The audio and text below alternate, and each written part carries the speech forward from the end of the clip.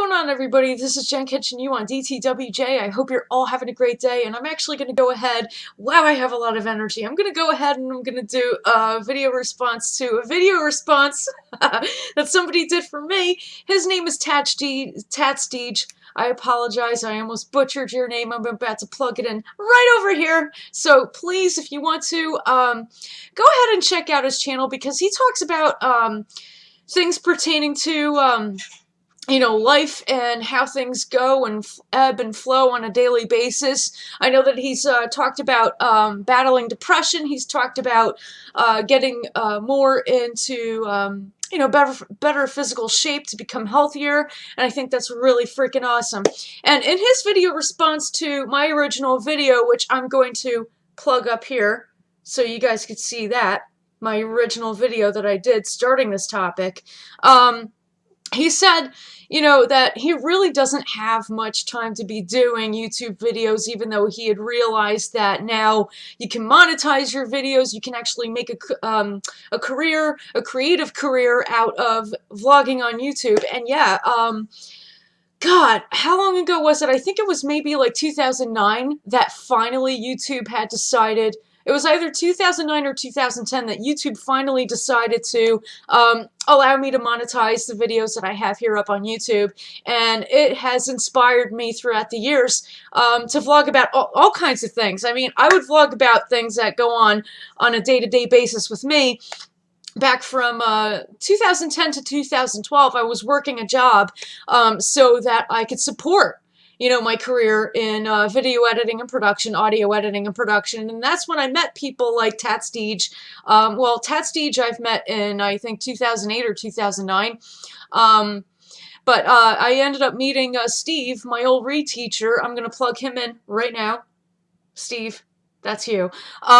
At first, I watched Steve's vlogs because I really got inspired by the original music that he would create and how he would pair that with video. I mean, the guy literally had purchased a GoPro, attached it to himself or his helmet or whatever the heck he was wearing, and, he would be skiing in, the slopes of Minnesota, and the video was incredibly beautiful, by the way. Not only that, but the music that he had created paired so well with the video that he created. I thought, wow, that's very inspirational right there. And this is something that I want to eventually end up doing. I want to get, like a GoPro and attach it to me and walk around all different types of places catching candid moments that happen in public. And yeah, I know it sounds crazy being that I come from New Jersey, and our state law does state that we cannot photo or videotape anybody unless we have their written or oral consent. So that kind of made things a little bit difficult for me, and that's like one of the reasons that I did not purchase a GoPro to attach to me and go out and capture all kinds of crazy shit.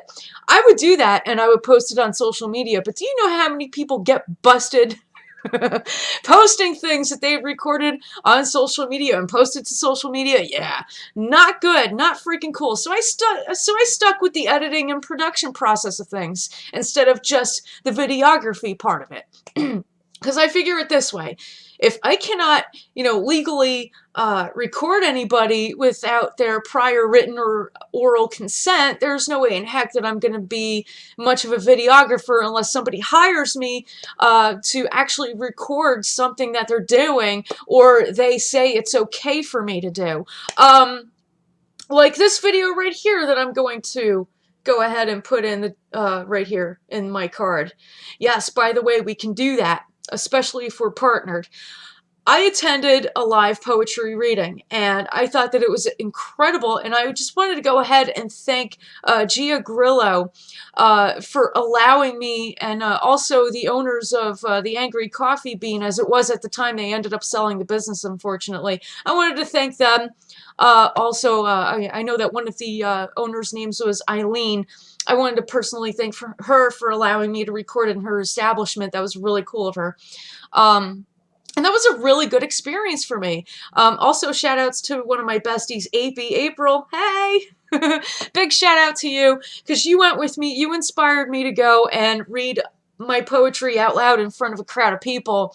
And it kind of got us that exposure and that inspiration that we needed to go forward with our creative endeavors. And I think that, you know, all of us should not only take time out for our creative endeavors, but we should also think about how we can make a career choice out of those things. I know that Tattsdeej had mentioned that he had gone through like a pitfall in his life to where, you know, if he wasn't buying whatever he had to buy for his children, or, you know, pay his bills or put food on the table, his money went straight out to alcohol. I was in the same place too for a while. I was super freaking like out of it. I don't know if I was depressed or anxious. I have no idea.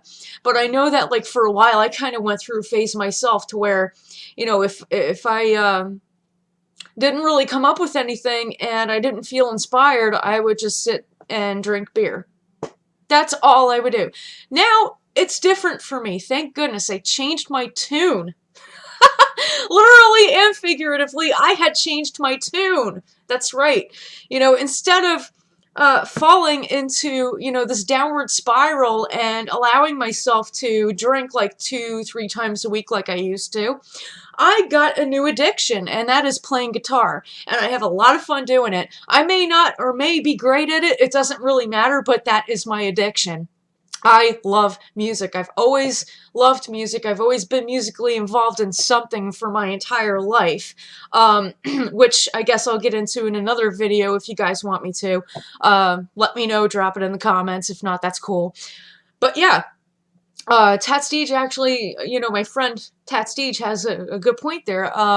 You know, for a while he, you know, kind of went through like this downward spiral to where he felt totally inspired. And, you know, he would drink like 2-3 times a week. That was my story too for a while. And, you know, just last year, when we rang in the new year for 2015, that's when I posted a video on New Year's Eve with my glass of wine. I don't know if you guys remember that one. And I said, this year, I'm going to cut down drinking. And I have. I've done a very good job with that. Oh, God, it was hard. I mean, like, for a while, I would sit down and I would go over, like, this list of things that I could do to replace drinking whenever I felt stressed, whenever I felt bored, whenever I felt tired, but not tired enough to go to bed, whenever I would feel like things are overwhelming to me. A lot of the times I would drink because things would, you know, seem really overwhelming. Like right now, things kind of seem overwhelming, but you don't see a beer in my hand. I have a glass of water. Things for me right now were overwhelming. I had to take some of the funds that I had saved up to spend a week in Lancaster, Pennsylvania to put toward purchasing or repurchasing a license or a key to a software, maintenance software for security purposes. That cost me a pretty penny, but it's worth doing, okay? If you know, if it takes protecting my system and my computer system, then yeah, I'm going to pitch the money toward that, and I'm going to make sure that my system is secure and safe. So right now, it's Monday, May the 16th, 2016, directly 4 days away from my 8-year anniversary. Boom! Yeah! Oh, I'm excited. And yeah, you know, like I originally had planned to take a week to visit Lancaster, Pennsylvania this month. However, I'm not sure if it's going to happen this month, or if it does, I don't know when. Everything is so overwhelming. And it's, pardon, gas. And it's usually when things overwhelm me, I turn to alcohol. I go and I get like a friggin' 12-pack of beer or something equivalent to that. Like a 6 of those 24-ounce cans of beer I would get. That equals up to a 12-pack, right? I would do that. I would go out and I would get beer and I would say, you know what, to hell with it. I'm tired of feeling anxious. I'm tired of feeling stressed and overwhelmed by all this stuff that's going on. It could be positive things too, and it would still stress me out. And I would just say to myself, well, screw that crap. I'm just going to go to the store and I'm going to get some beer and I'm not going to think for a while. Because for some reason, you know, when you deal with anxiety, your thoughts race like a million miles per second and it just does not stop. Even if they are positive thoughts about, you know, productive things that you plan to do with your life or things that you are already in, the beginning phases of, but you can't quite, like put it together, so you're stressed out, and you're like, I don't know how to figure this out. So, I mean, at times, even though my dad had passed on in 1999, I would still in my mind say, Dad, what do I do? Or I would say, Goddess or God, what do I do? Or I would call out like the name of a friend of mine that had passed away, and I would say, I know what you would do, but I don't know how to do it, so if you could just kind of fly through and send a message, maybe give me a hint or something. Like, it would be totally overwhelming. It really would. And, I'm just so glad that I cut back on drinking, because I'm actually able to put my thoughts together more efficiently than I've been able to in the past. I mean, I would think that, by drinking and not thinking for a while, that would actually, fix the problem. It would fix me. I would be more calm. Not true. Absolutely not true. It actually inhibits your thinking more than it doesn't. And I know that this is a long-winded video, but I had to do this. I touched on quite a few points that I might want to bring up in later vlogs. For all of you guys out there who may be suffering from problems and that, are looking to overcome those problems, I wanted to go ahead and touch on those subjects. But Tattsdeej, throughout the years, I've noticed that every single time that I do a video and I tag you in it, and I get you to try to respond to me, you always apologize for doing a video response late. Don't apologize. Life happens. It's okay. Believe me. I have a lot going on too. It's like ridiculous, to the point where like sometimes my mind just, wants to explode. I get like all kinds of anxious and I don't know how to handle it sometimes. So I kind of step away, and instead of going to the store, I'll take a walk to the park, which is like 2.2 miles one way. So that's 4.4 miles that I'm walking every single time that I do that. And I feel so much better when I do. I actually thought that it was 2 miles going there and back. It's actually 4 miles. I had no idea. So instead of feeling stressed out, man, I would go take a walk, or I would play guitar. And sometimes, yeah, I would go to the store and I would get my beer, but I'll sit out in the backyard when the weather's nice and it permits, with my guitar and a pad of paper and a pen. And not only will I sit there and try to come up with new tunes, but I'll try to come up with lyrics that go to those tunes. Sometimes it'll be the weekend and I'll be bored. And instead of, anxious, I'll just be bored, and I'll just go to the store, get my beer, and I'll be sitting here, and I'll be like, oh my God, a tune just entered my mind, and I'll try to sing it, and it'll probably sound sloppy or whatever. And I remember posting up one video to where I do believe it sounded very sloppy. Yeah, the original was Celt Warrior with Love. I think that's the title of the video, but because of that sloppiness, I got inspired to come up with this. And yeah, I'm going to play for a little bit to come up with this. Yeah.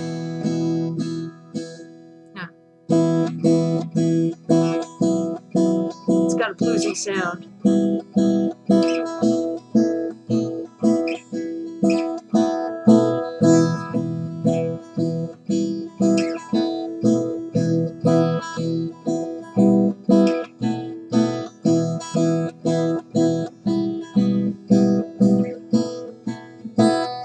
And of course I came up with hooks so that I can add something into the song that not only makes it more interesting, but something that I can transfer from back into the song, which actually sounds pretty fucking cool. But anyway, yeah. Guitar and walking.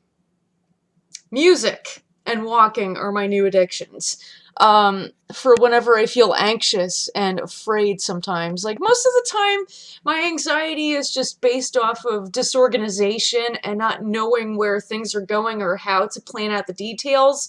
Because I've always been that type, that visionary type, to kind of, envision the larger picture and not really get into the details. I would always consult other people or services or whatever to figure out the details for me.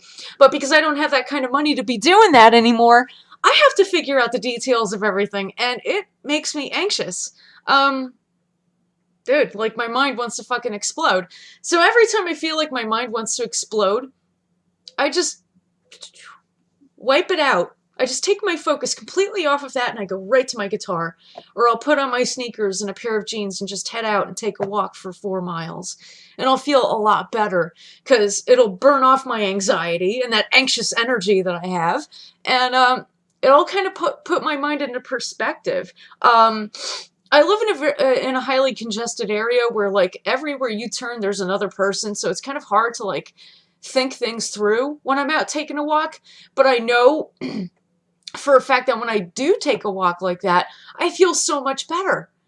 All that nervous, anxious energy is burnt off of me. So when I come back and I sit in front of my computer and I go back to whatever it is that I was working on, like my trip to Lancaster, Pennsylvania that I want to take for a week, I'm like, okay, now I know what I need to figure out and I know what I need to do from this point forward. And eventually I will get there. You know what I mean? I just have to keep reminding myself that everything happens step by step, and I'm going to figure out whatever it is that I thought about that could possibly occur in the future when I get there. It's not going to happen right now. It's going to happen when I get there. You know what I mean? Like, that's something that I'm trying to, and I have been dealing with naturally, is my anxious energy. Yay. Yeah. I don't know if I could say that, like, I have anxiety in itself anymore because I don't feel debilitated by it. I don't feel afraid or anything like that. I don't feel, you know how you get, like, the fight or flight thing with anxiety? I don't feel like fighting. I'm not afraid, and I don't feel like fighting because I'm not angry at anybody or anything. I just need to, you know, get my thoughts together and figure my crap out. And the only way that I could do that is by, you know, exercising off my excess energy and then returning to whatever task it was I was doing. And that's the best way that I can handle it. This way I can stay inspired and not hurt myself in the process. I don't know if I've rambled or if you guys got anything out of this video. If you did, please let me know. Drop it in the comments. Feel free to, you know, like, subscribe. I'm here all the time, and I vlog about a variety of things that happen on a day-to-day. If you have any requests for topical vlogs, you know, vlogs pertaining to any topic that you want me to cover, drop it in the comments. Let me know. This way I could get around to it, and I can answer whatever questions you have. Yeah. And I think that's it for now. I know that my thoughts were kind of all over the place, but it still makes sense anyway if you really listen. Thank you for hanging out with me for this long. It's been almost 19 minutes. Yeah, that's right. It goes 1,000 miles, 1 minute. Except I can't talk like that, so it takes a while for me to get everything out. All right, thank you so much for your patience and for listening. This has been Jen, catching you on DTWJ, keeping it real as always. And don't forget to subscribe to the videos that I had shown you right over here. Yeah, just click, just go ahead, hover over it, click on it or tap it. You're going to get like a big list. Just click on those, man. They're freaking awesome. See you guys later. Bye!